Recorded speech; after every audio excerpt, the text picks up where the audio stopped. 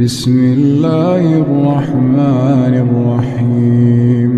الله الذي خلق السماوات والأرض وما بينهما في 6 أيام ثم استوى على العرش ما لكم من دونه من ولي ولا شفيع أفلا تتذكرون.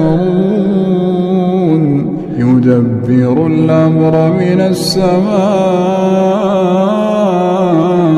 إلى الأرض ثم يعرج إليه في يوم كان مقداره 1000 سنة مما تعدون.